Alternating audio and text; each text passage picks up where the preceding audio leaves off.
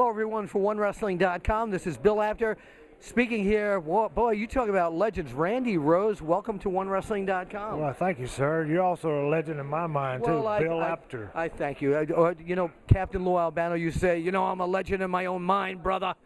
So, you were, I mean, for so many years, you were a part of the original Midnight Express. And, of course, you broke away and worked a great, successful singles career. People want to know, first of all, your days at Midnight Express. Give us some of your memories of those days. Well, you know, we had one of the fans, we're at the FANFEST here in Atlanta, Georgia. We had one of the fans, I had one of the fans last night say, which one was your best Midnight Express? And I went, duh. And I said, you go to Kentucky Fried, you order the original, right? The original's always the best, so there you go. That's the answer. Right, right. So now, when did you retire? About 92. My last trip to Japan was in 91. I did about 10 stints in Japan, so about 92 or so.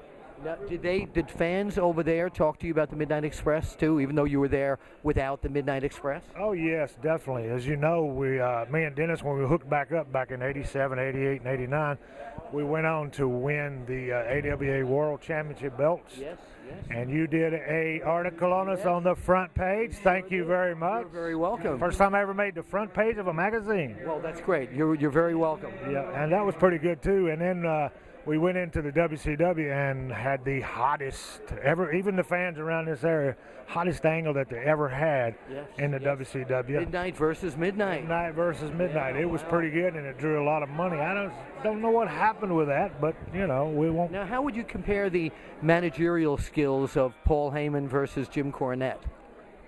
Two very, very smart individuals in the business, and if they had stayed in the business, there's no telling what it would have done to this day. They were very, very smart.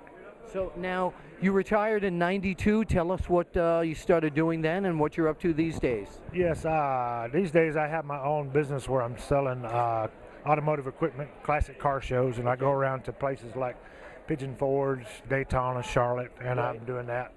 Do you have a website or where people can get in touch with you? What would that be? It's called rnrlifts.com. If you want to buy a lift to stack your hot rod classic car up, put in your garage, hey. By the way, hot rod is not copyright by Roddy Piper. No. Roddy Piper has nothing to do with this unless he owns some classic cars. That's it. What would you like to say to the fans out there that supported you for all those many years? I'd like to say I appreciate each and every one of you, and we realize here by being at these FanFest what it means to these fans, and I realize by watching on YouTube now, and I always watch what you guys write, and I appreciate each and every one of you, and all the accolades meant nothing without you guys. Well, I thank you very much, but before we leave, I always like to go back in time.